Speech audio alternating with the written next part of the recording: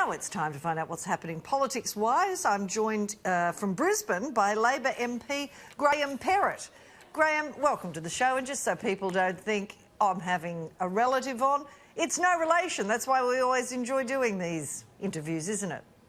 I'm happy to claim you any day, Janine. Oh, that's very sweet. I told people there was a time we once had a local mayor, I think his name was Trevor Perrett, we were going to have an entire Perrett show, but he pulled out. Did the name no good at all. I know. Now, he backed off. He did. Now, to more serious things, we know the RBA, in only a few short minutes, is going to announce what it's doing on interest rates. Widely expected to keep them where they are. The Treasurer has left the inflation target where it is. What Labor's obviously going to be, whatever way it goes, Labor will have a line. What is the line we're using today? The economy's still in trouble. If they don't cut rates, it means it's not quite as bad, doesn't it? Well, yeah, most of the predictions are that it will continue as at these historic low levels, and that is not a sign, obviously, of an economy that is healthy. I know that just from talking to my small businesses that are doing it incredibly tough at the moment. But we'll see what the Reserve Bank says. The Reserve Bank has made it clear that it can do its bit in terms of monetary policy, but the fiscal policy, you know, that this Treasurer seems to have forgotten about is obviously where good governments would be stepping in. We know that the infrastructure spend that was an emergency 3 months ago just hasn't rolled out the door. We know that construction industry and so many other parts of our economy are in trouble. But let's wait and see what the Reserve Bank says. But more needs to be done, surely. OK, there was an interesting intervention by a former Labor MP today. Daryl Mellum said that Labor can't win on the economy alone, you must find your soul. That seems to be against the narrative at the moment, which is hammer the economy and we'll wait for the review to find out if we've got a soul and what it will be. Oh, look, always happy to listen to what former MPs like Daryl say, and he is true in that the Labor Party is best when it has a vision, but remember, you can't implement, you can't roll out things, you can't help people if you don't have a strong, healthy economy. So we do have to have the vision. That's what where we've been strongest, I guess, your Gough Whitlams or your Bob Hawkes or your Kevin Rudds, you know, those post-war prime ministers that have taken that positive vision for the nation forward, but it has been embedded in economic reform, you know, making sure that we look after as many people as possible. And, you know, we can see it. The Royal Commission into aged care, the Royal Commission into looking into disabilities. We know there are so many parts of our society that need a helping hand at the moment that have sort of deteriorated under the, well, I guess the last quarter century. You know, the Coalition have been in government for 19 out of those 25 years. Where Australia is heading has been determined by the Coalition for a large chunk of the last quarter century, and I don't think we're heading in a good direction at all. Well, just on the direction that Labor might be heading, final question on that, would it be fair to say that most of the Labor MPs will be relieved to see this report come out? Because you've kind of been treading water with no known policies or direction, and it's all sort of been, let's wait for the review. What are you expecting? Look, Jay Weatherall, Craig Emerson, fine minds, fine Labor minds. They understand how to win seats and win government and do the right thing. You know, good Labor people that had a good team around them preparing that report. Look, you do learn from your mistakes, but every election is slightly different. You know, we can learn from mistakes of the past and those things that we did well in the past.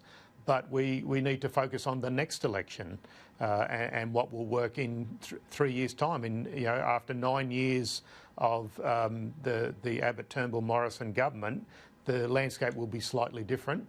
But I'm sure, you know, I'm sure Craig and Jay will have a lot to contribute in terms of analysing what we did well and what we perhaps got wrong. Well, we obviously got wrong because we're not in the lodge at the moment. Well, one thing you are focusing on is the plethora of royal commissions at the moment. We've barely had time to digest the interim report of the aged care one, and that's still going. We've now got the Disability Royal Commission opening this week. I'm sure there are calls for others. The fact is that there are glaring deficiencies in the system, and you talk about the last quarter of a century. These go back. Many governments have let these people down, haven't they? We didn't just suddenly get to this aged care problem or this disability problem we're shining a light on now. No, that is true. I'm very proud of Labor rolling out the National Disability Insurance Scheme. That was a part of the process of making good when it comes to disabilities. But in terms of aged care, you're right. I mean, it's the demographics of that baby boomer generation, an ageing generation. We've known for the last for the last 60, 70 years that this was going to be an issue as our life expectancy increased and the number of workers per person on a pension changed, that dynamic. That's why we brought in superannuation and a few other things. But I think we can lay much of the blame at a bloke who used to be a treasurer called Scott Morrison, who actually cut significant amounts of money out of the aged care sector. And we see, on this, a government in their seventh year, if you've got 120,000 people on the not able to get a place that they've been determined as deserving, surely Mr Morrison should be apologising both for his time as Treasurer and his time as Leader of the Coalition Government for what he has delivered for our aged care community. Well, they are going to announce a big new package, Greg Hunt says, and we'll be able to talk on that then if that's enough. Look, I want to just get to one other subject. Tomorrow is a big anniversary. Some people old enough like me, old enough to remember. It's 20 years since we had the vote, the referendum on the Republic, which, as we know, was lost because we're still part of the monarchy. So that was something Bill Shorten was big on in the last election. I'm not sure it was a first order issue. I don't know if under the review it will get a mention.